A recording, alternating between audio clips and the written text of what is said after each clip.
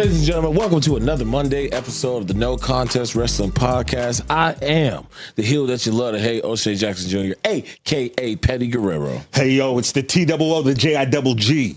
Too jiggy. TJ Jefferson. I just got in there quick because we got a lot to talk about today. We got a lot to talk about, man. We hit up Fanatics Fest, and you guys don't know, but let me tell you, the podcast, man, bro, we got such a power boost. Such a power boost. We're never beating the allegations, too. Yeah, those allegations that you have specifically. Yeah. It was Fanatics Fest was truly incredible. I'll just say it. First and foremost, I want you and myself to really give our props. Yeah. When we started this pod, I said one thing I wanted was for us to be at Fanatics Fest doing our podcast. I figured it would take a year. It didn't. It took a few months, and there we were. And we're at Fanatics Fest in New York at the Javits Center. And when I tell you people that it was overwhelming, the amount. Now, let's not even get into the amount of people that were out there. No. Just the amount of your quote unquote celebrities and athletes and people of note that were all gathered at this place. It was almost too much, really. It was almost too much. And I'm going to let you guys know right now, we ran into a bunch of people who are aware of the pod and who said that they're willing to do the pod. And we have, if I had to put a number on it, we have 6 very, very powerful guests that are willing to do the No Contest Wrestling Podcast. And it's looking good for you boys. And we wouldn't be here if it wasn't for y'all, man. Yeah, so no just doubt. Give a hand for yourselves. No doubt. The love that we got there. They're probably not clapping, but I told them to give a hand for themselves. And the fact that we got to meet, a few people that we already interviewed. Like we ran into Bianca, randomly. And it was great to chop it up with her and let her know that, she was on the never get booed list, even if she slaps her mamas. And she thought that was hilarious. Yeah. And she sees me cussing people out for her on Twitter. Right. Which made me feel good. What was really cool is, as O'Shea knows, like I've been friends with the Bellas for years. And so they saw what we said last week about the pushback about Nikki. Yeah, the jabronis. Yeah, the jabronis online. And Nikki came running up to us and hugged us and was like, I saw the clip. Thank you guys so much. She specifically looked at me and said, I didn't like what you said, but we'll get to that later. It wasn't my fault that my fantasy team sucked that year. It was her fault, and I'm going to stand by that. But, we got to see her. We ran into Charlotte Flair, Jey Uso. All I know is we got hugs from Stephanie McMahon. So let me tell you this story. Look, there's you and Stephanie McMahon. Isn't that great? So let me tell you this story. So we go there and they had a little holding area. I guess, air quote. The Starbucks green room. The Starbucks green room VIP area. So we're in there and I go over and I got like a little Caesar salad because I didn't have anything to eat. And so right as about to start the salad, you go, dude, Stephanie McMahon just walked in. Yeah. And I'm like, I go to you, you're just going to go by yourself? And you're like, yeah, come on. I'm like, nah, go ahead. Because I understand the difference. Like, I know who I am and I know who you are. So it's like, let you go and cool. You go introduce yourself. When I tell you people that not 30 seconds went by from the time I said, nah, you just go.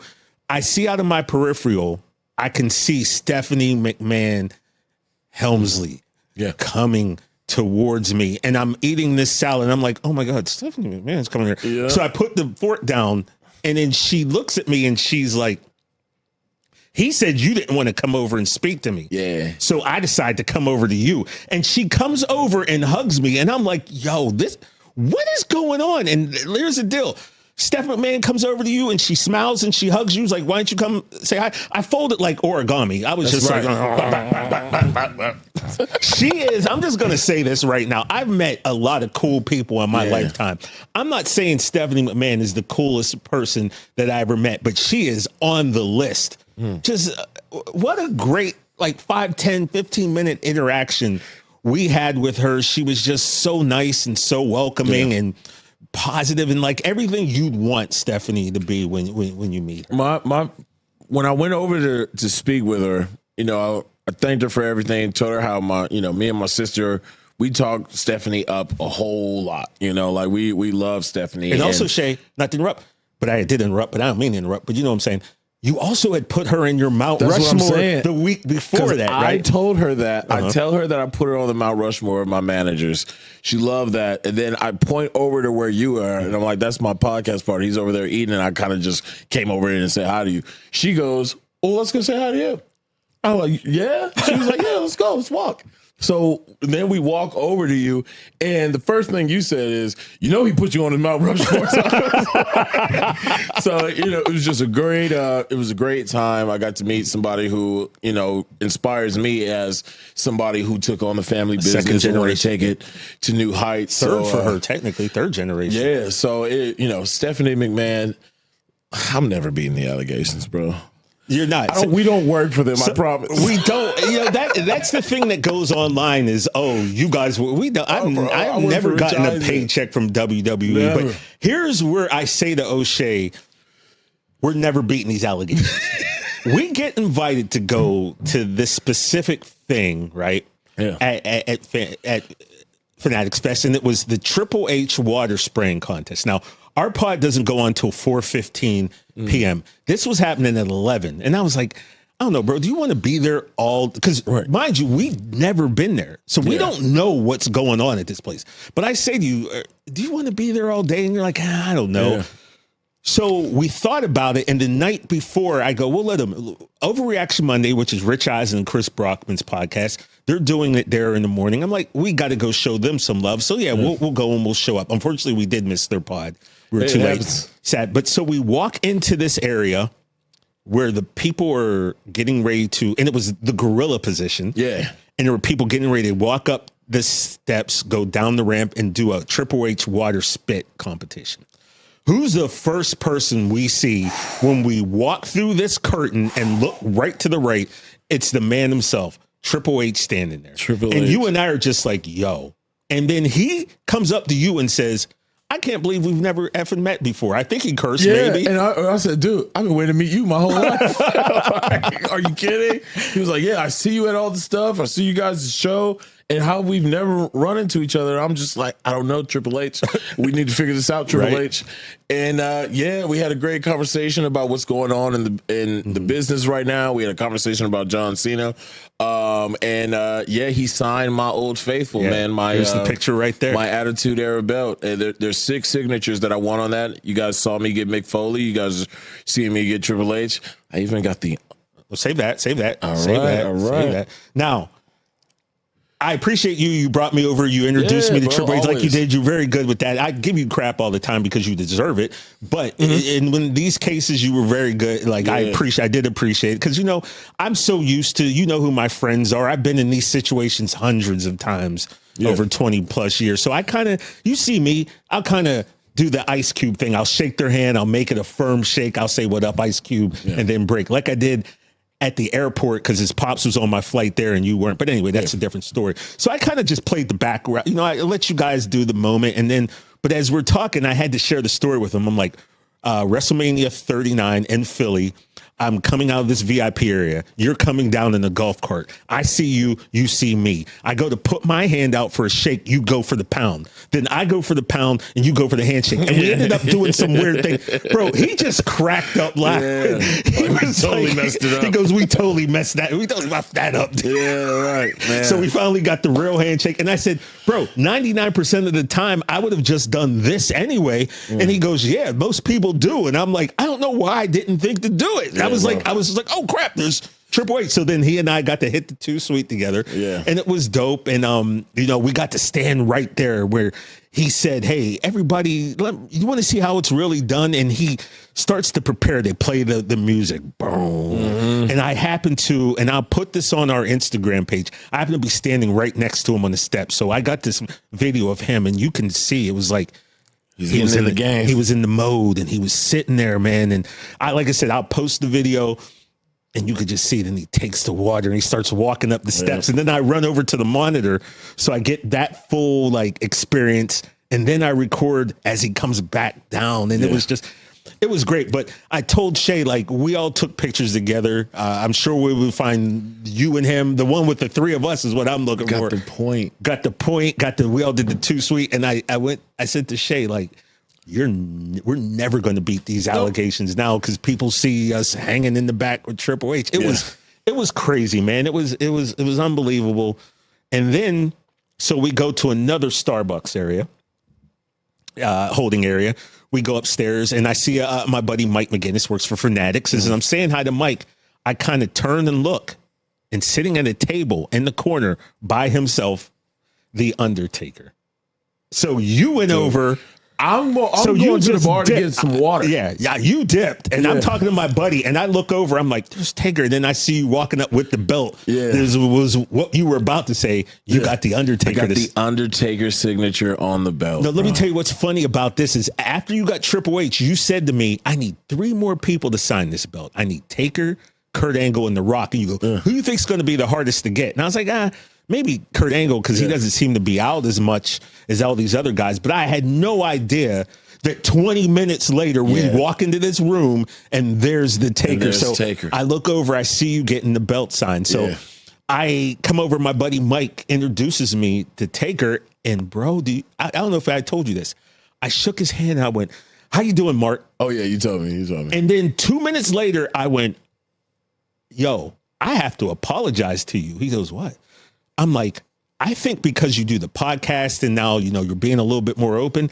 I felt like I knew you. I said, I called you Mark. I called you by your first name. Yeah. I apologize for that. He lost TJ right there. He goes, well, the older I get, the easier I am about stuff like that. And I was like, thank you. I was like, man, I apologize. But then I told him that I met him in 2005 at WrestleMania. After WrestleMania, Stacy Keibler took me to an after party, WrestleMania 21 in LA. I said, we took a picture. I actually was able to find the picture somehow on my phone, which has 62,000 pictures on it. I show him and he was like, wow, look at that. And I said, would it be cool if we recreate this? And you grabbed the phone and you're like, absolutely, I got it. I got you, so you can see the picture that we just put up on the right-hand side.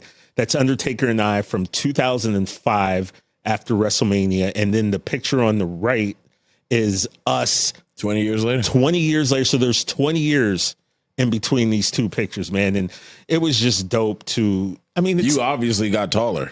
Well, here's the deal. I think in the first picture he was actually bent down a little bit. Okay. Yeah. But yeah, he's legit 6'9", and it was just cool because Undertaker's one of those people who like non-wrestling fans know who the Undertaker is. Yeah. Iconic dude. So it was just dope to be able to chop it up with him. We saw Randy, didn't get to speak to Randy. Randy came walking by, and I'm always like, people say Randy weighs like 290. I'm like, there's no way.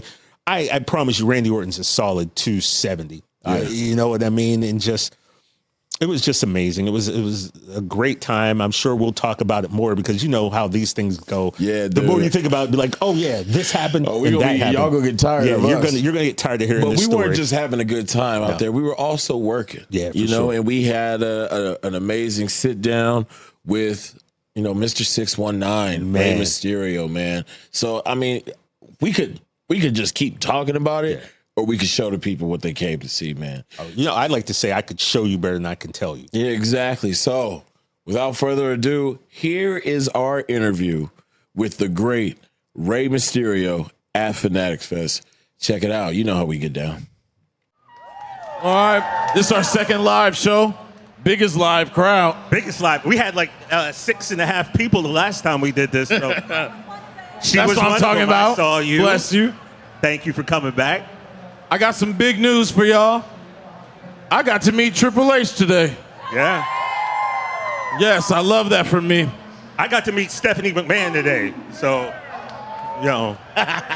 was that a ball? Was that a? Yeah, man. But today we're going to be, we got a special guest. Yes, sir. We got the man today. Many say the greatest luchador of all time. I think that's a pretty safe bet. Pretty safe bet, but don't let his son hear. All right, that's the homie. I can't let Dom know that I called him. That's the thing. We're cool with Dom, and so now this is going to be interesting now. We might get cut out the group chat. Yeah, not me. I actually wasn't in the group chat personally, but you were in the I'm a hot commodity, bro. All right, how's everybody feeling? Good. I'm feeling good. Why is it so hot? Bro, New York was not hot when I left. You haven't been here since '89, though. So bro, '89. I'm born in 1991. Do not listen to him. '89, but I seen Do the Right Thing. All right. Yeah, so you should know what's hot. The Heat make New Yorkers crazy. Radio. Now, coming to the stage, he is a multiple-time WWE World Heavyweight Champion. Yes, sir. A multiple-time tag team champion.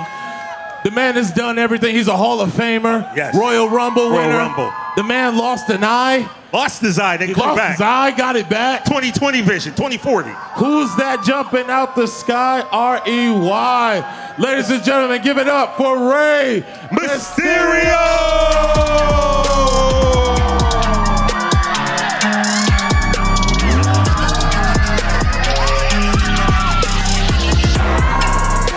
Put your hands together for the great Rey Mysterio! Let's go! Booyaka, booyaka! Booyaka, booyaka! Rey Mysterio. How you feeling, Ray? I'm feeling great, man. That's feeling great. really That's good. great, yeah. dude. Sorry I'm late. Man. It's all right, bro. Traffic got heavy here in New You York. right on time. That's how I look at it. You right on time. Black people late all the time. It's Yeah. fine. It's perfectly fine. So are Mexicans. I said, woo, we late. So we got our own time that, you know. Yeah, but so, as I like to say, you know, we got to start this off from the beginning a little bit. I always say, being a junior myself, that the heaviest two letters in the alphabet are J and R when they're next to each other, all right?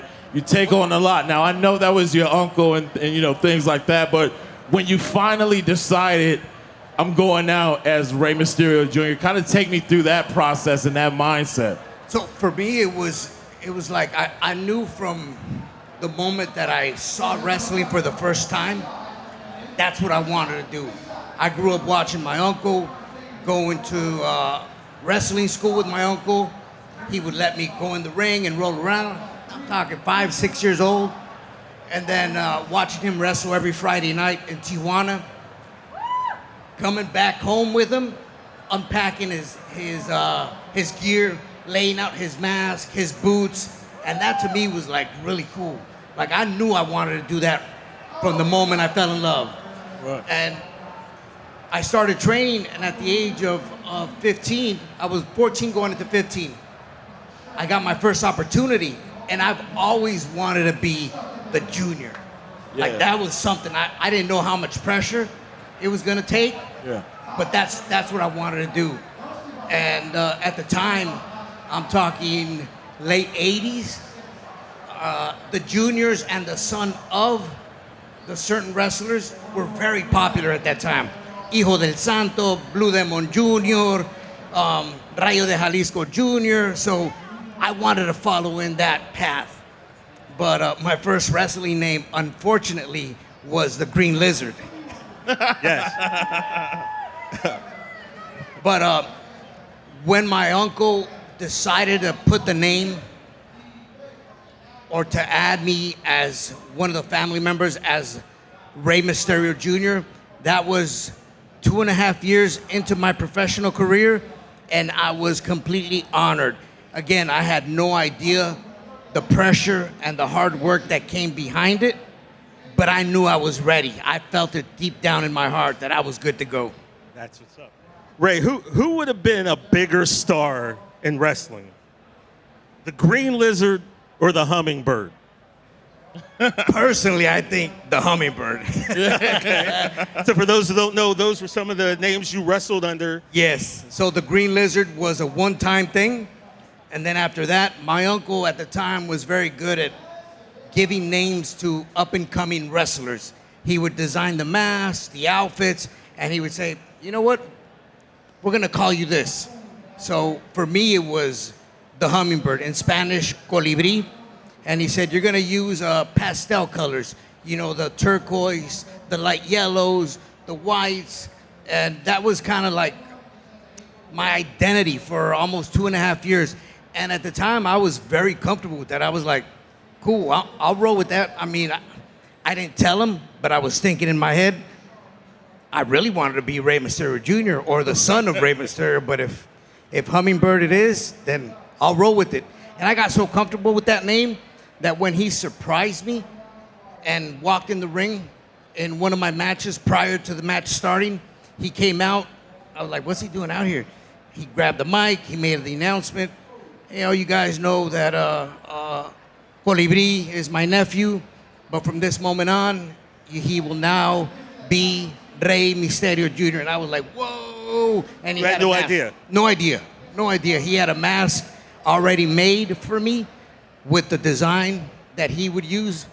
And we kind of took off the Colibri mask without showing my face, put on the Rey Mysterio Jr. mask, and from that moment on, I became Rey Mysterio Jr. That's what's up. And how old were you when this was again, Ray? I was 17 years old. 17 years old, man.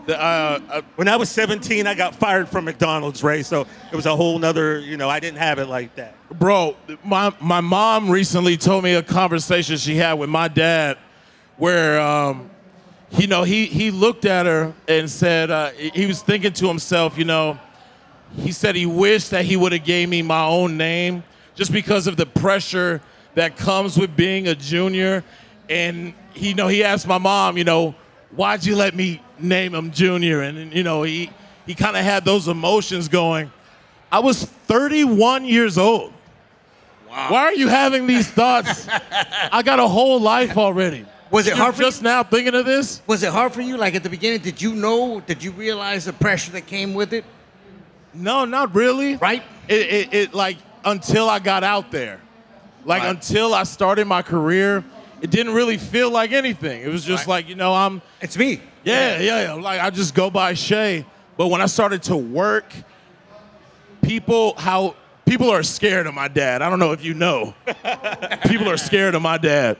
And so they have this idea of who I'm going to be before they even meet me. Right. And then they get to, once you finally get to know me, you get to see me as an individual. And Junior kind of stops that a little bit, but I'll never give up my Junior, bro. It means everything. Now, well, Ray, you said was there pressure. I'm going to tell you he didn't feel pressure. He was 13 years old before he found out his dad was in the group before West Side Connection. Damn. Yeah. So he didn't know about NWA, so I don't know if you had that. I was biased, bro. I don't care about any other member. Now, you mentioned that you had a situation where when you got Rey Mysterio Jr., you did take the mask off. Now, I know there was a situation in your WCW days where you were unmasked. Right.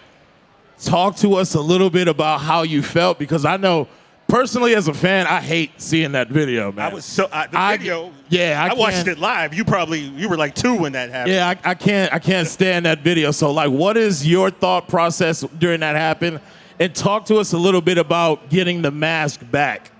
So you got to look at it like from my perspective, that mask in Lucha Libre in Mexico is everything. You cover your identity. You have pretty much a double life. You're a masked man when you go to work, and then when you don't work, you're incognito. Nobody knows who you are.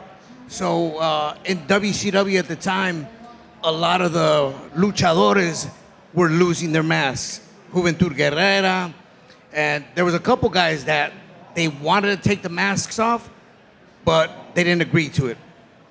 And then my name started to float around. And the reason why my name started floating around was Scott Hall. I guess he told Eric, or he told me, and that whatever he said got around. He said, "Ray, why are you wearing a mask, man?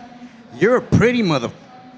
So I guess that eventually got to Eric. Eric Bischoff didn't really understand the significance of the mask, and they tried to take it off a couple times. Halloween Havoc, 1997. Yeah. The match that put me on the map against Eddie Guerrero. Sure. Yes. Yeah. Just give it up for that match. That's a 6-star classic. That was the night that I was going to lose my mask the first time. And it was a big battle back and forth. I wasn't going to go. I got a call from Eric home. He said, "You better show up, because if you don't show up, you're in breach of contract." So I showed up. Then I tried to talk to him the night before. It wasn't going my way. So literally, the show starts for that night, and a match before Eddie and I go to the ring, the finish of the match is changed. Like, I'm thinking in my head, damn, this is my last time. And then a match before, okay, Rey, you're winning the title. So everything just, it's almost like they were playing with my head, you know, and it was like, damn. Anyways, I realized that night that working under pressure is really good for me because, goddamn, that match to me is one of my tops. So then later on, the day came where I did lose my mask, Conan and I versus Scott Hall and Kevin Nash. It should have been Lex Luger, but it was Scott Hall. And I lost my mask. And at that time, I was like, okay, I can't do anything about it. I just got to roll with it and figure this out, you know, as I move along. And I did. Filthy Animals were born, and that was kind of like a cool little clique. We were just being ourselves. And then when the company closed down and WWE picked me up, I'm thinking in my head, because I was already wrestling for 2 years without the mask, I'm thinking, okay, I got to figure out what gear I'm going to bring to WWE. And I had this cool getup with a similar version of what Scott Steiner used to wear, the chain headpiece with the chain vest. And I was doing that with the contact lenses. And maybe a couple days before my debut, they were like, what mask are you wearing? They asked me, the office did. I'm like, what do you mean what mask? I've been wrestling without a mask. Oh, no. Vince wants you to come back with the mask. I was like, nobody told me anything. So I had a red outfit made, and sure enough, I came back with the mask. And that was kind of at the time, a trendsetter, because anyone that lost their mask in Lucha Libre, that's it. They know who you are. You can come back maybe a year later with a different name, masked. Nobody will know who you are. But for me to have lost it, come back with the same name, and wear the mask, it was like it became something cool, something new. And I'm kind of proud of that moment. That's it. Oh, yeah, absolutely. How important was WCW, in your opinion, to showcasing the luchadors? Because before then, you guys, I don't think you had that type of exposure that WCW gave you, and it almost seemed like Eric would put you guys on at the beginning of the show as sort of like, all right, just give them their time, and then you guys just absolutely dominated at that time was kind of crazy, because at the time, I wasn't too invested in trying to figure out how politics worked and what you needed to do to get a push, how political you needed to be heard or seen. We were just going out there and having good matches, like we would do in Mexico. Like we didn't change anything. We would just go out there and crush it every night. And I think that within itself kind of put Lucha Libre on the map. You know, then of course we started to see Eddie and Malenko and Jericho like push for the rights of smaller talent to be seen. Yes. And that's kind of when it all, you know, just started to flow, and they gave us a little bit more exposure. But yeah, at the beginning, it was like, we'd just go out there, have a good match, and the fans were pretty much the judges. They were the ones that started seeing us and going, wow, this is cool. We like what we're seeing. It was awesome. Yeah. All right. Now I need to know something juicy. I need to know, what was your welcome to wrestling moment? What was either a bump or a situation where you might have taken a hit too hard and thought, wow, ooh, this is my life now? So what was the welcome to wrestling moment? So I do remember, before I even became a wrestler, going through the training process, I thought that because I was the youngest and smallest kid in the class, and my uncle was the teacher or the coach, that shit was gonna be easy for me. Like, I'm good, you know, that's my uncle. He's training everyone, so he's gonna take it easy on me. He made an example of me every time he could. And there was many times that I would get hit too hard and start crying, roll out of the ring, saying, that's it, I'm done with this, man. Go to a corner inside the gym and kind of just look with the corner of my eye, see if my uncle was gonna come over and talk to me and say, hey, come on, man, it's okay, come on. He never did that. And because he never did, I would look over, he's not coming, he's not coming. I would slowly make my way back into the ring and be part of the class, and then he would tell me, you ready to come back? Yeah, I'm ready. So that kind of, it was that tough love, but I really enjoyed it, you know, loved it. Man, that's got to be tough to do. Right. Now, is there a move that you hate taking? Not really. Man, I'm because I was the smallest kid in wrestling school, and every hit that I would take felt twice or three times as hard. Yeah. And I want to say that I was raised in wrestling school with a tough mentality. So I would like to bring it every time I would go into the ring. And I really enjoyed it. Like that was an adrenaline rush for me. I guess you can call it, I was an adrenaline junkie, taking big bumps and taking the risks of getting chokeslammed or whether strapped on a stretcher and swung into a post by Big Show. that was a crazy one. Oh, well, Ray, speaking of hits, I'm going to take you back to something. I don't know if this is a pleasant memory, but one of the most famous episodes of Nitro when the NWO first got together, NWO starts to clean house in their wrecking shop, and then the camera follows. I think it was Jimmy Hart. He stops the tag match. He's like, come with me, come with me. Everyone goes in the back, and there are all the WCW guys laid out by the NWO.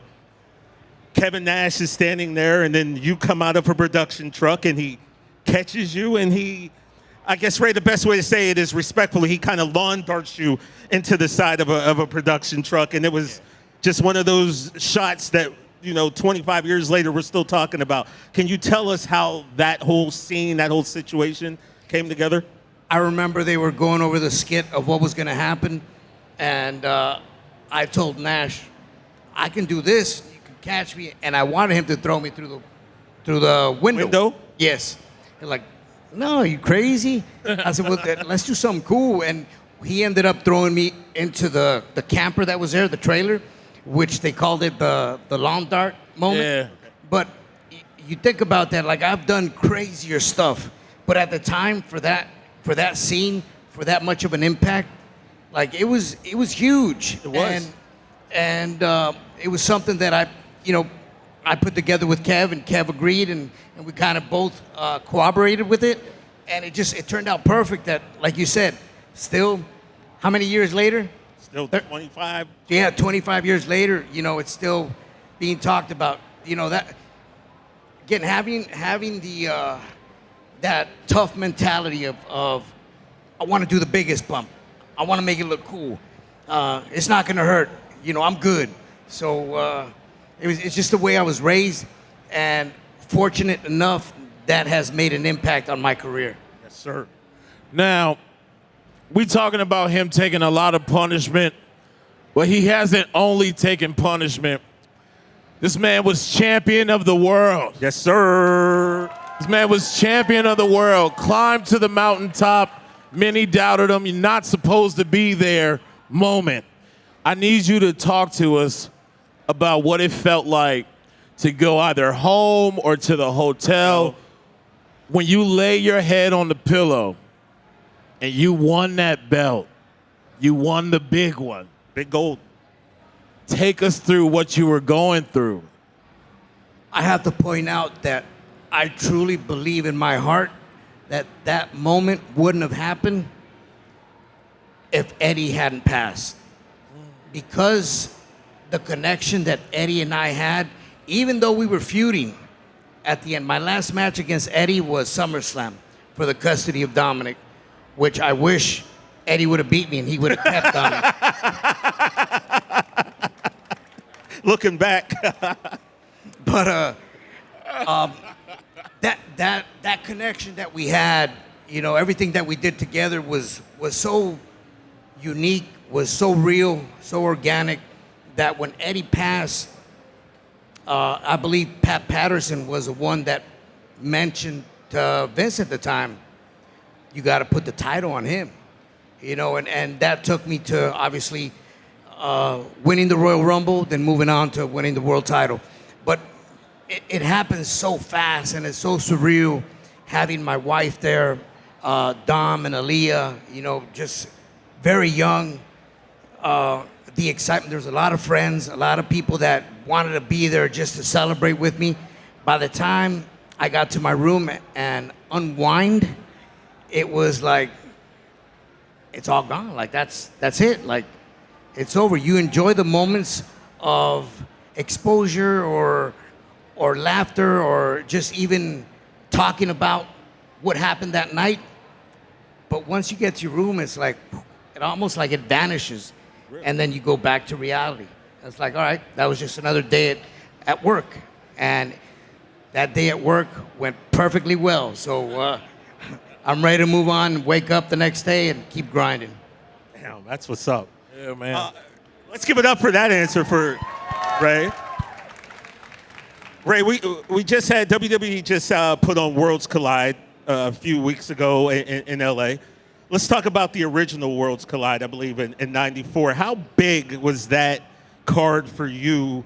Because that was your first, really your first big exposure in America, right?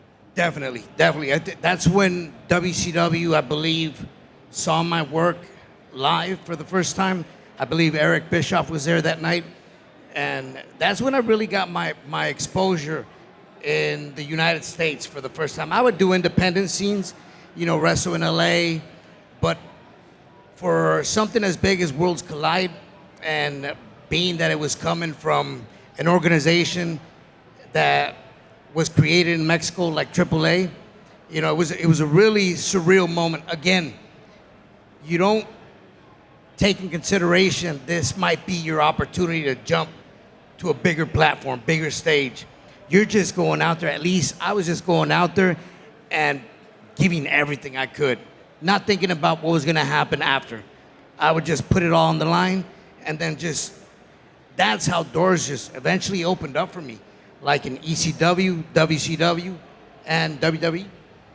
Now, during Worlds Collide, you met a guy who is a pretty big name in wrestling right now, Paulie Dangerously. He saw your work, obviously was a fan. He invited you to come to ECW. What was that like for you to be able to kind of work on your craft there? And tell us a little bit about Paul's mind, man. That was a very historical moment in my career, because right after Worlds Collide is when Eddie, Dean, Jericho, they were all in ECW. Conan was there at the time.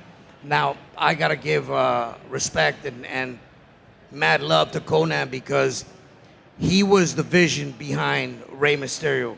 Nobody believed in me because of my size, because I was skinny, I was too short, I didn't look like a wrestler. So Conan opened up the doors in AAA. I made a household name in Mexico City, nationally. And then after that, anywhere that he would go, he would always say, you got to bring Rey and Psychosis. That was like the dynamite team right there. And when Conan was in ECW, Eddie, Dean, Jericho, they were leaving, going to WCW. And Paulie asked Conan, do you have anybody to replace my guys that are leaving? He said, I know exactly who. So he brought Psychosis and myself to ECW. And after that, the rest is history. You brought up Dominic, and we got to be honest. Dom was I didn't bring him up. You brought him up. Dom was on our podcast a few months ago, and he had some interesting things to say about his upbringing and how tough. Dom had a very tough life in San Diego, apparently. It was rough, bro. We know this because he told us how hard his life was. So I just want to let you, Rey, you guys can hear it, Rey.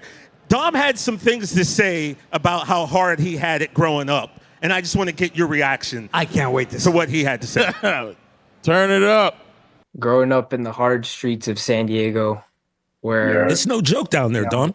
It's no joke, man. Where I asked for a Mercedes, got a BMW. Rough. Wow. I had my own room, but across was my sister. So like I didn't even get my own upstairs space. It was really hard. That's insane. I had to do my own laundry, which is crazy. I didn't even get paid for it either. This is insanity. Which I'm pretty sure is illegal. It's child labor. And to make matters even worse, when I did do stuff here in WWE for like SummerSlam and I ended up getting paid for that, I never knew where the money went. So, Ray, my God. I mean, I gotta admit that last part he said is true. Oh my! You heard it. You heard it here first. The money. Dom is a survivor. I don't understand how. Look, he wanted a Benzo. You got him a Beamer. He didn't have his own wing in the house, and Leah was across the hall from him. He had to wash his own drawers. And didn't get paid. And he didn't get paid. Ray, I don't want to call you a monster or anything, but I'm surprised the kid lived, to be honest with you, because I wouldn't have made it personally. All he needed to say is that he cooked his own food. Because, god damn, is he lying. Man. So you're saying that's not true? You're saying that Dom lied? Out of everything he said, the only thing that's true is that he did work at SummerSlam and prior, leading into that pay-per-view, and he didn't see a single dime. Yeah. Where'd the money go? I don't know, Dom. Where did it go? Oh, listen. Maybe that was a payment for the BMW that he got. Listen, everybody thinks my first movie was Straight Outta Compton. My first movie is a movie called Janky Promoters. I'm in that movie for like a couple of scenes. I never got paid. Not a dime.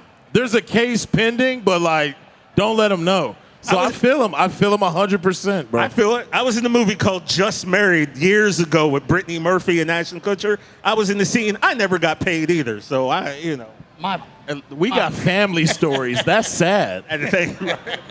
Because I was just a broke boy from Altoona, Pennsylvania. I didn't have no money. My first wrestling match was outside the parking lot of a church, and my pay for that night was a sandwich and a Coke, and I enjoyed the hell out of it. What type of sandwich was it? Ham and cheese? I think it was ham and cheese. Yeah. Okay. Well, in Mexico, we call it torta. It was a torta, yeah. Torta and cheese, okay. Now, real quick, so look, however you want to answer this, despite the fact that he's wilding out and acting the way he is right now and apparently lying on you, I don't know, how good does it feel to see this kid where he is right now? Just, man, he's making himself such a superstar. It's incredible. As a father and being around my kid, you know, not as much as I would have loved to, because I was always grinding and providing for the family. Maybe at the time I wasn't working hard enough to get him a Mercedes, but I did get him a BMW. You did your best, and it was Ray. brand new. It was brand new. But oh, it wasn't a pre-owned Beamer? No. Okay. All right. Those kids got everything they wanted, and maybe that's why he is the way he is now. The I Intercontinental spoiled him Champion. way too much. No, but it was seeing Dominic now. I've become a big fan of his work. I enjoy watching him on TV, and there's this satisfaction and this pride that I feel that I would love to show to the world, but I keep it. I know how I feel, and it's huge. It is huge, especially, and I'm sure you might relate to this, but when you carry a name of a legacy, goddamn, it's got to be really hard. Yeah. At least it feels hard, especially when they're pointing the finger or they're comparing you. You know, for him, it was a bit difficult at the beginning, but once we separated and he found his own path and we detached completely, and he started to get the groove onto the direction that he thought he needed to go without me being in his ear, that's the best thing that could have ever happened. You know, and I really when I started my career, like for a guy who wants to make a name for himself and get out of a shadow, it's really hard when you look like the guy, you got the guy's name, and your first job is playing him in a movie. It's a real, I'm starting at zero right there, you know? You crush it doing that movie. I really loved it. Thank you, man. Really I appreciate that. But yeah, when I started to have to make my own decisions as far as films go, I started to have that name. You start to get a groove. And I feel like Dom is in an amazing groove right now. I mean, the man tore the roof off the place at WrestleMania. There's no way to get rid of that, you know? So I know you're a proud dad. Yeah, that was an incredible moment. You're also known as, I see my man with a LeBron James jersey right here. Now, I put you in the same category as that as far as you have battled Father Time for so damn long. Like, you got him on the ropes, and you've continued to show that you still want more, and you can still do more. You've been around the world in I.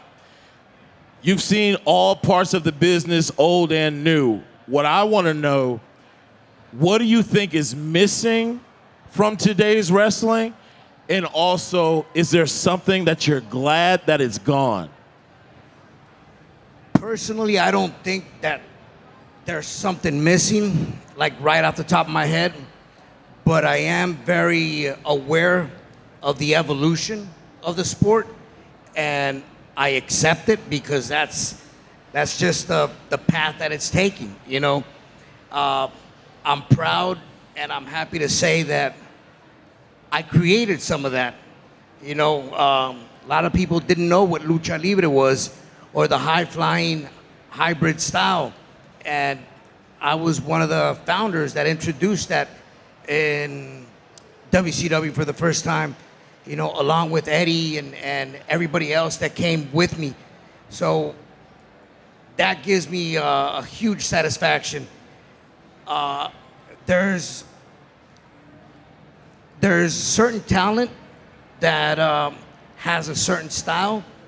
I've always been that type of aggressive style, you know. I don't mind getting hit in the face or you know, or getting slammed. As long as you're careful and you don't hurt me, I'm good. Bring it. Just know that I'm gonna bring it too. So I like that style of evolution that I see every now and then with certain superstars, and I enjoy watching that. I enjoy how much the creative mind just flows and how different moves are evolving, and to the point where like, damn, that was cool. Yeah. You know, and that to me is cool because I could only imagine when I was doing different stuff in the ring, how many people were looking at that and going, damn, that was badass. I really like that. So, yeah, thank you. Word. Thank you. That's always been part of my passion, just trying to figure out and bring something different to the crowd every single time I step into the ring. I've always been very innovative, and that's where the new generation is going. I enjoy watching that. I really enjoy it. Is there anything that I don't like? God, not really. You know, I just think that everything is flowing in the direction that it should be going. Yeah. The only reason why is because the audience, the WWE universe, is enjoying it, yeah. And that's what matters. Now, is it something that you're glad that it's gone? Like some stuff from the old days that you're glad changed? Not really. I mean, off the top of my head, I can't think of anything. And probably when I leave here, I'm going to go, damn, I should have said this. You come back anytime. You're Rey Mysterio. Hey, I would love to come back. You know. I do wish they would do a little bit more of mixed tag matches. Mixed tag. Okay. You know, I really enjoy those. Okay. And I think that just gets very creative when it comes down to seeing your favorite female superstar and favorite male superstar. You know, I know that we're a little bit sensitive with a man putting his hands on a woman, so we're trying to stay away from that. But overall, just the beautiful sport of professional wrestling and its full capacity is so beautiful to watch, man. And you enjoy it. I enjoy it as a wrestler. I can only imagine how the fans enjoy it, as fans. Well, let's give it up for that. Well, Ray, that just gave me an idea. WWE is going to make tag team championships. Okay. Mixed gender. Oh. Who is your partner? Tag team championship? Yep. Yeah, mixed. What female WWE superstar would you choose to tag with? I'll tell you what, I think I would probably go with Asuka. Oh, that is his favorite. Asuka and Rey Anytime Mysterio. you say Asuka around TJ, a tear falls out his eye. I mean, I love my mom. I do. And I love Asuka not as much as my mom. She's a little bit, I speak of her in those type of references. Yeah, I'm such a huge Asuka fan. She's just amazing to me. Awesome. So is Io.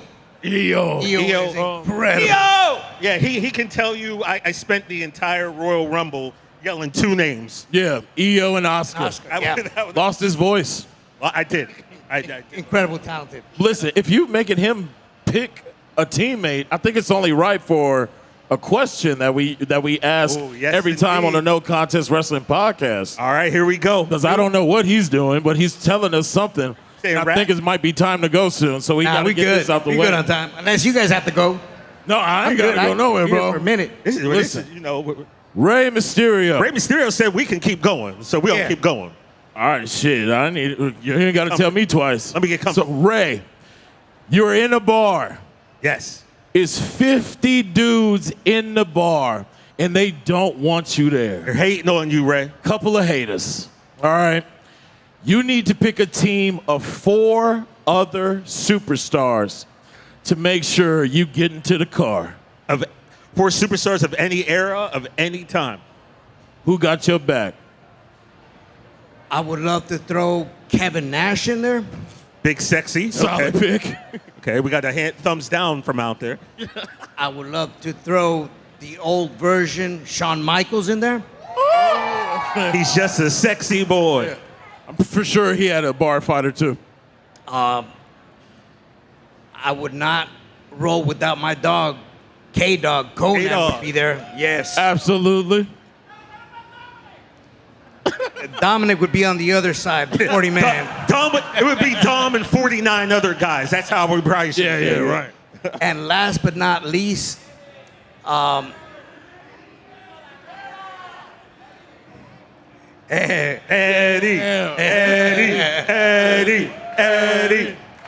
Eddie was wild, man. I bet. And you did not want to see him pissed off. So I would definitely throw Eddie in there. So Nash, Shawn, you, Eddie, and Conan. And Conan. Okay. That's a solid squad. That's what's up. You might not even need to fight. Now I'm looking at Eddie, and I've always said this, that to me, Eddie Guerrero was the greatest house show wrestler I ever saw. From Pittsburgh, Pennsylvania, I'd sit in the very top of the Civic Arena, and I'd watch Eddie Guerrero wrestle, and it was almost like he was performing for me, way up top. So can you explain to everybody and tell us, what are the differences between house shows and normal televised shows, and how much more freedom do you get when you're in a house show? So I truly believe that house shows are the shows where you get to learn and experience different types of movements, interactions, connections with the crowd, even with your opponent, that you can eventually do on a TV show.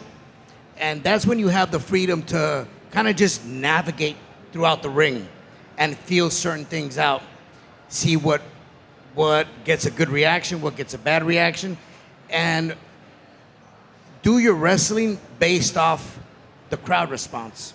And Eddie was very good at that. I learned that from Eddie from day one. He was always very good.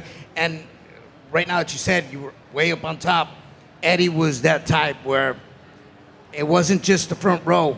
He wanted to make sure that everybody at the very top was able to see and enjoy as much as a person in front row.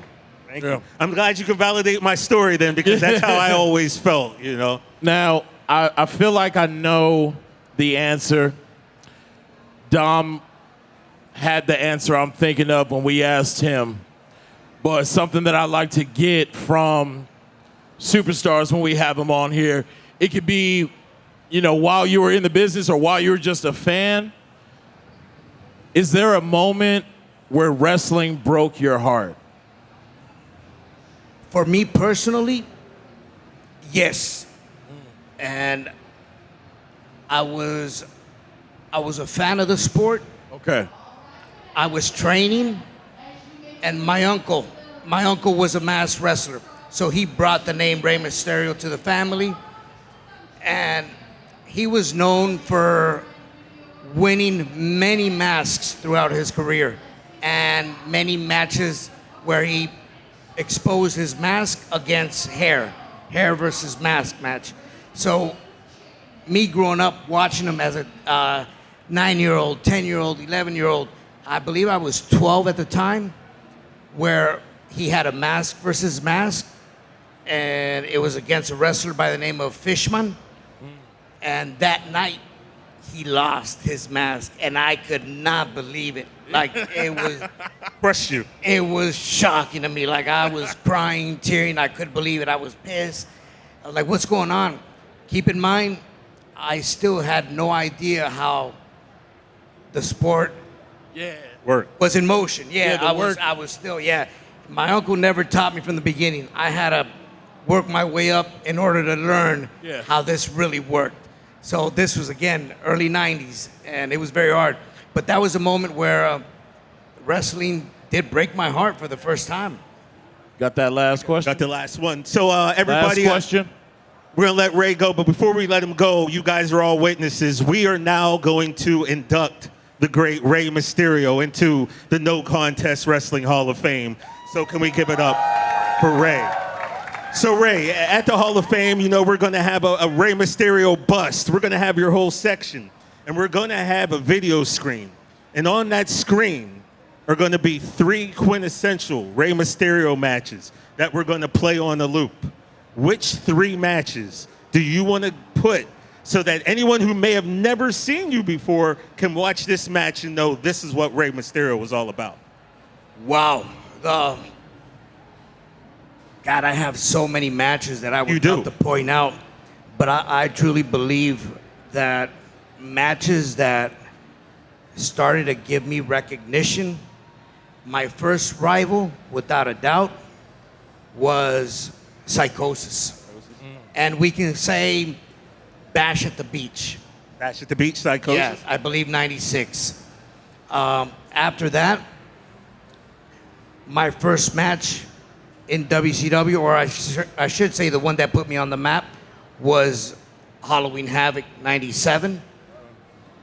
And then my very first storyline coming into WWE, and I truly believe that this is what kind of set my path in the direction that it went. And after I heard the story on why I ended up working with him, even made me feel more proud. SummerSlam versus Kurt Angle. Oh, yes. Like, that match was like, I had never worked with him in a singles match. He always wanted to learn that lucha style. And believe it or not, Chad Gable reminds me so much of him. But later on, Kurt Angle told me the story that they gave him 3 names of people that he could work with for his next feud. And out of those 3 names, he picked me. And that's what ended up putting me versus Kurt Angle in the opening match at SummerSlam in Nassau Coliseum. That was a great one. Those 3 right there was the tops. And I'm sorry I only gave you 3, because I could have gave you 15 or 20 and you still would have had a hard time coming up with them, I'm sure. Funny enough, I've been blessed with having a good connection with my opponents. You know, from the moment we step in the ring. My first match against Dean Malenko with WCW, Great American Bash. Okay. I was going into WCW thinking that I was going to get a tryout match, which is what I know now that people get prior to to a SmackDown or a Raw kicking off, and I get thrown in the first match to open up the show without them even seeing me perform or having any connection with Dean. So that was my first time wrestling against Dean, and it was the opening show for the Great American Bash. And like I said, I've always had this connection with my opponents that have been very blessed to be able to perform at the level that I've performed over the years because of that connection, that understanding of the sport. Created magic, man. You created magic. Ladies and gentlemen, give it up for Rey Mysterio! Bro, Fanatics Fest. Who do we think we are, bro? Rey Mysterio, we'd like to thank you, of course. One of the greatest of all time. Yeah, Dom, don't be mad at us. Yeah, I was a little worried. I hope that doesn't affect our Dom relationship. But hey, man, we had to get to the bottom of it. Got to do what I got to do. You know what I mean? And maybe one day we'll find out where that money went. Yeah, I mean, I'm not asking. But speaking of doing what we got to do. Yeah, man. Our next guest has a book out right now. Go ahead, peep it right there. Say hello to the bad guys. How professional wrestling's new world order changed America. Ladies and gentlemen, welcome to the No Contest Wrestling Podcast. The author of this book, Marc Raimondi. What's going on? What's up, guys? What's up? Thanks man? For that great intro. That was dope. Well, yeah, I mean, bro, you were deserving of it. We gotta sell it. We gotta sell it, dude. This is awesome, man. NWO had not just the wrestling world, but really pop culture 100%. At that time in a chokehold. What made you want to like dive into this and write this book? Man, it's like I've said for so long, even before I got this opportunity, that if you're paying attention, you can see wrestling everywhere. You know, all over this country. Dude. Everything that you're doing, whether it's in sports or music or politics, like wrestling is everywhere. And I think wrestling fans kind of know that, you know, to an extent, like they see it and it's obvious to us, right? But it's not obvious to other people who don't know wrestling. Don't know, right? So I've always kind of like wanted like a platform, like a vehicle to kind of show that and kind of like, you know, write about that. Because I am, you know, I'm a reporter, I'm a writer. And then a few years ago when the NWO went into the WWE Hall of Fame, I got assigned that article for ESPN because that's my regular, you know, my regular day job, right? So I wrote that article and like I kind of went off. Like I kind of didn't just do like a 500 word like story. I put my foot in that. You know what I'm saying? Like you know what I mean? Like yeah. So and you know I wrote it and then I kind of went back to what I was doing. But a year and a half later, I got an email from an editor from Simon & Schuster, which is one of the biggest book publishers right in the world. And this editor asked me if I wanted to write a book about the NWO. He had seen that article on ESPN. And he wanted to do, because we're around the same age, and he wanted to do a book on the NWO for Simon & Schuster. And I guess he saw that article and he was like, I think that might be my guy. So we ended up, you know, connecting and it was just kind of off to the races from there. We shared a vision of like that same thing that I was talking about wrestling kind of being everywhere. And that's how the book kind of came to be. Now, the process of making this, what span of time are we looking at that went into making this book? That email came in May 2021. So that's when I got the email, and now it's almost 4 years. Actually, it's over 4 years later. I did a ton of research, so I watched like more than 500 hours of WCW, and I'm actually, believe it or not, still married after all that. And I interviewed almost 100 people.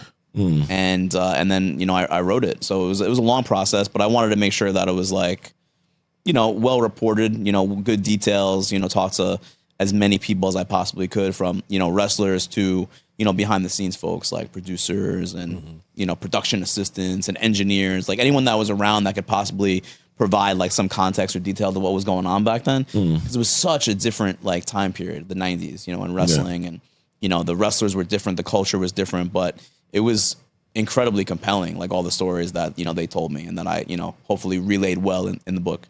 Can you let us know some of the people you got to talk to? Yeah, I mean, Sean Waltman, which I know you guys, you know, had him on recently. He was incredible. We sat down in LA at like you know, a diner because he lives out here. And Conan sat down with him. Scott Steiner. A lot of the big names. Eric Bischoff was huge. So like I got that email right in May 2021, and the first thing I was like, I got to make sure that I can talk to Eric Bischoff for this book, because if I can't talk to Bischoff, then how can I even write an NWO book? So we sat down, during this is back when he was cool with AEW. He was at AEW Double or Nothing in Jacksonville in 2021. And we sat down at a Dave & Buster's and we just kind of like chopped it up for a few minutes. And I told him like who I was, what I wanted to do. And he was like, absolutely, whatever you need. And you know what? He followed up and he followed through completely. So I flew to his home in Wyoming, which is not an easy thing to get to. You got to fly into like Montana and then drive like an hour to get there. Anyway, so I sat down with him, you know, in his home.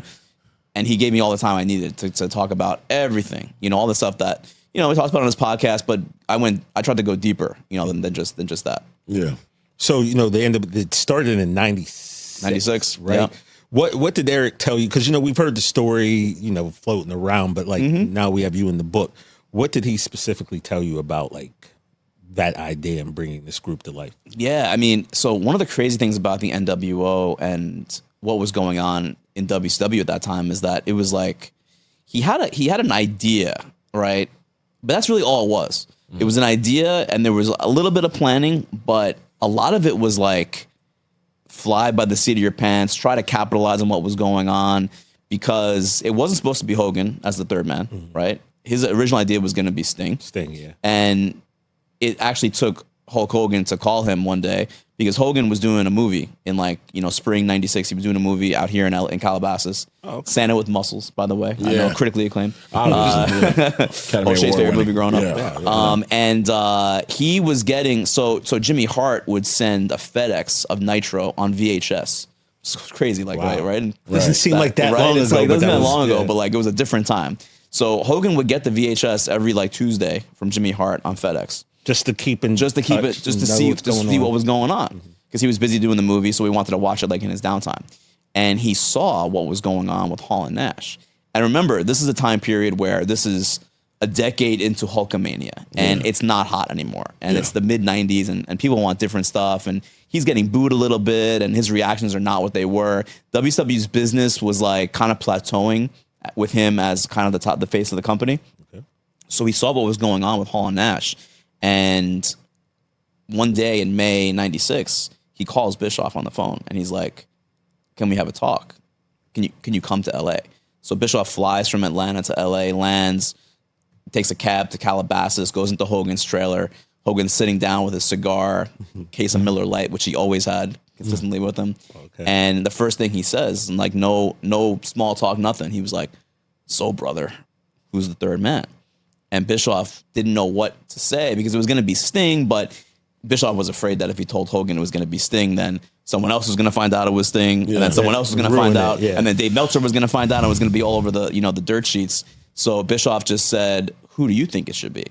And Hogan said, "You're looking at him, brother." Yeah, and that was it. That's how it all kind of came together. So they adapted. Obviously, Hogan being the third man made it massive. If it was Sting, it would not have It would have been a good wrestling story, but it would not have transcended wrestling. Stayed in our community, right? It would have stayed. It would have been a cool pro wrestling angle, but Hogan turning heel at that time, massive. It went. There was nothing that went. There was no viral at that time in '96, but that went viral.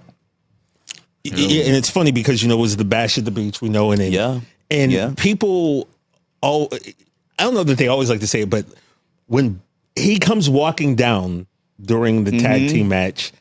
And Bobby Heenan said, well, whose side is he on? Or something to that effect. Yeah, exactly. People now want to rewrite history and try to be like, well, Heenan, he kind of ruined it. Like, no, he didn't, because Bobby Heenan never liked Hulk Hogan. Yes. He always thought he was, kind of, piece of trash guy. Like, Heenan was always the heel manager going against Hogan. So it didn't seem out of place for him to question anything that Hulk Hogan was doing. Yeah, he was staying true to what his character had been for a very long time. And also, like, those guys weren't looped into what was going to happen. No one knew. No one knew for sure that Hogan would actually go through with it and turn heel. They literally, like, they had to hole Hogan up in Kevin Sullivan's, like, townhouse in Orlando, like, near where in Daytona, near where the building was, in the Ocean Center in Daytona. And he had to be kind of like, don't let any outside voices get to you, because his wife didn't want him to turn heel. His agent, Peter Young, didn't want him to turn heel. And Jimmy Hart wasn't a huge fan of him turning heel. And that was like his inner circle. So he had to kind of almost go against that, because they were afraid of like the movies, and they were afraid of the merchandise and, the Make-A-Wish stuff, the money, the charity stuff, the money stuff, because like, I feel like now it's a different time, but back then, like heels were not making the money that the baby faces were. The heels were, the ops, right? The baby faces were the stars. And we're not talking about the Samoa Joe group. Right? Not Hook and Samoa Joe and Powerhouse Hobbs, and my boy Shibata. Shout out to Hook, by the way. I'm a fan of Hook. I'm a fan of Shibata. But now, is there? You're a wrestling fan. You've been, been a wrestling fan for years. Is there anything during this journey of making this that even shocked you? So I think one of the coolest parts of the book is that no one knew who designed the NWO logo for almost 30 years. Yeah. Which I did not even know that, because it's like one of the most iconic logos in like American pop culture history. For me, I mean, maybe I'm crazy, but no one knew who this person was. And I sat down with Neil Pruitt, who is one of the producers of WCW, and he was the guy that was responsible for like the look of the NWO, like the black and white promos, and he was the voice of the NWO. He was like, this announcement is paid for by the New World Order. Yeah, that's Neil Pruitt. So I sat down with him. I sat down with him in Atlanta, and he was like, you know what? You should really try to find the person who did the logo. And I'm like, what do you mean? And he's like, no one actually knows who the person was. The story everyone knows is that it was made at Disney MGM Studios, where WCW was at the time. But no one knew who the person actually was who was at the computer designing it. And I was able to track her down. And what did you find? I found that the first thing that she asked me when I found her was, how many T-shirts did they sell? Because she didn't know. She was not aware like how big this thing had gotten. Like, she saw it a few times in passing, but for her, it was just like a regular part of her day, right? She was just working in an office, and a few producers from WCW came in, said we needed a logo, and she did a logo, and that's it. She moved on to the next thing. And now, 30 years later, people know who she is. So it's a crazy story. Speaks to kind of like how, like I was saying before, like everything was kind of fly by the seat of your pants, right? Yeah. Now in WWE, it's like if someone's gonna debut, they got that merch on lock. Right. They already got that stuff. That's already drawn up before they even. Yeah. R-Truth comes back, right? They got the Ron Killings T-shirt up, before the end of the broadcast. Exactly. That was not like it wasn't WCW. There wasn't NWO T-shirts for like 2 months after Bash at the Beach. September was the first time that they actually wore them on Nitro. Bash at the Beach was in July. So they were really like, they didn't really know what they had, at that time, and there was no preparation for it. How soon did that logo come? Because I was just watching a random clip the other day, and Hogan had the old shirt where literally it just looked like a spray painted huge, like NWO. So it wasn't the square familiar shape that logo went. So how long did it take for them to get that and put that on? It was like in the weeks after Bash at the Beach, but they were not able to get like the ball rolling yet on the merchandise yet, so they didn't roll out like what the logo was going to be until they had the shirts ready. And that wasn't until, like, again, I don't think they didn't wear the shirts on TV until September. Yeah, can you imagine now? Like, something big happens in wrestling and there's no merch until 2 months later. But that was just how things were then. That merch was a very small merch department. One of the cool things too about the shirts, and I love this like detail, is that I think y'all know like a little bit about like music and going to events, right? What's the first thing you see like when you're walking up to the spot? Like some guys like selling bootleg shirts, right? So what they would do to give the appearance that this was like a renegade like invasion, they had people go out and sell the NWO shirts outside the arena as like bootleg shirts. They were actually the officially licensed shirts, but they made it seem like it was like this guerrilla marketing type of deal. That is smart. Really smart. Like really, really smart. And they really committed to the idea of like the kayfabe of the invasion. They really did. Like they sent out like merchandise catalogs once things, got rolling. And the merchandise catalogs had like different phone numbers on it. Like it was different locations, it was really the same office, but they made sure to keep the WCW and the NWO merchandise separate. So it felt like it was two different things, even though it really wasn't.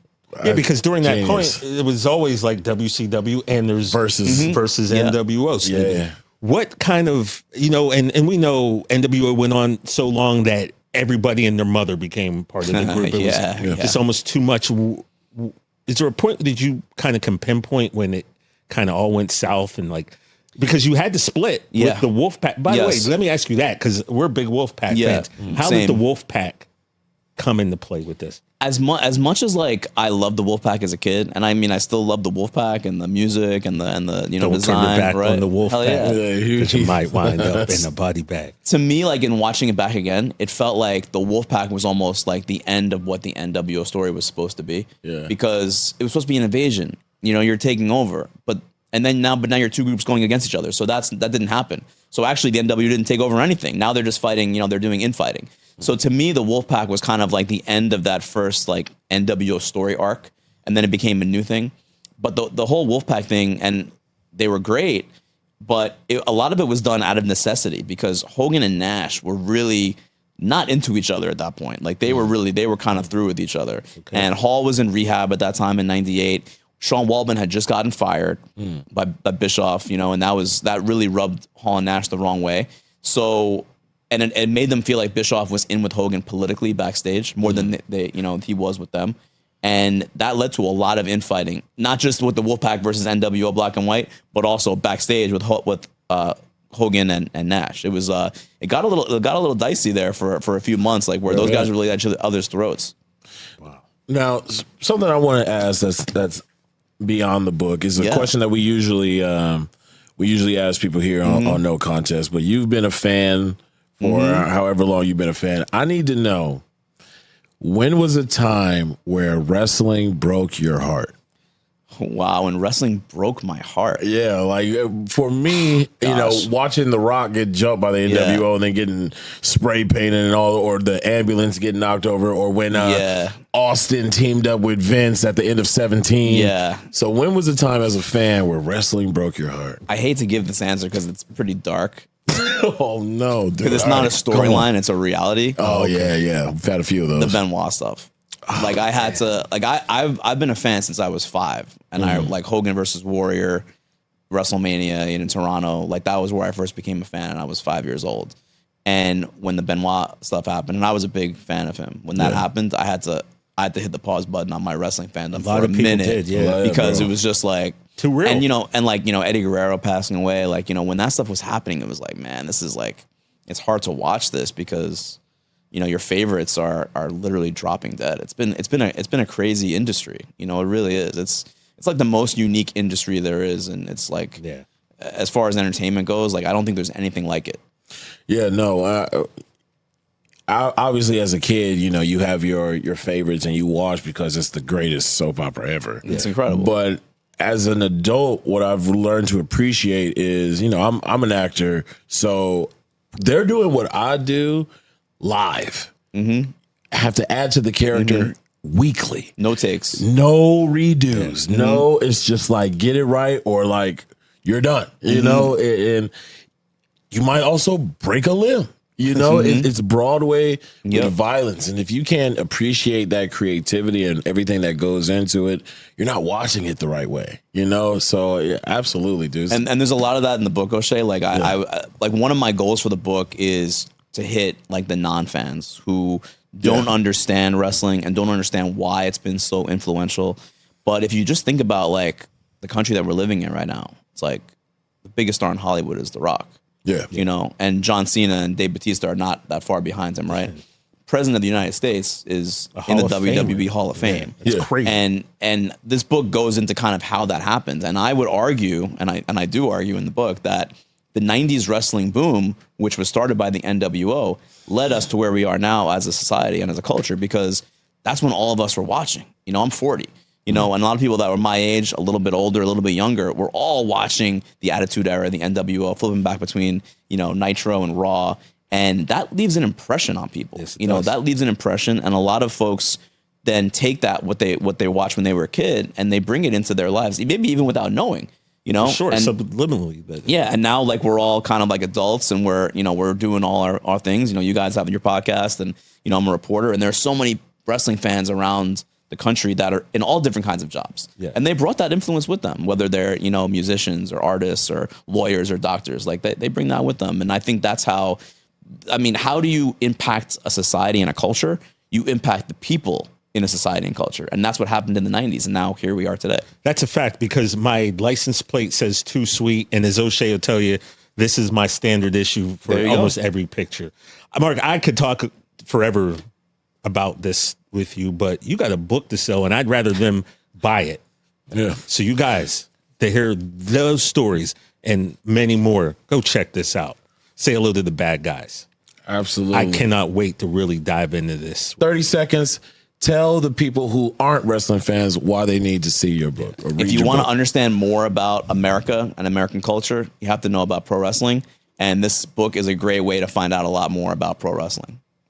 Say hello to the bad guys. guys. Go get you a copy, man. Quit playing. I know you watching us, but get your ass up and go see it. Marc Raimondi. Thank you, man. Thank you, bro. Thank Appreciate you guys. man. Really appreciate that a lot. Yeah, bro. Easy. Too sweet. Man. Much love to Mark, man. Yeah. Make sure you go I get can't his wait book. to- Cool dude. Yeah, very cool. Great dude, Great man. stories, man. You know, Yeah. and plus, like I said, he covers the Atlanta Falcons for ESPN. So Tough job. Check out his work for sure. But, you know, I know what you're going to say to me next. You're going to tell me where I could tell them to find us. Yeah, go ahead, do that. I bet I'll do that for you. So you can find us on Twitter, X, There's No Contest. There's No Contest. Find us on Instagram, No Contest Wrestling Podcast. You can find all of our videos on the Rich Eisen Show YouTube page. Just type in No Contest Wrestling. They'll pop up. And remember, when you go to Apple and Spotify, not only listen to the pod, but make sure you hit that download button. That's very important. So download, subscribe.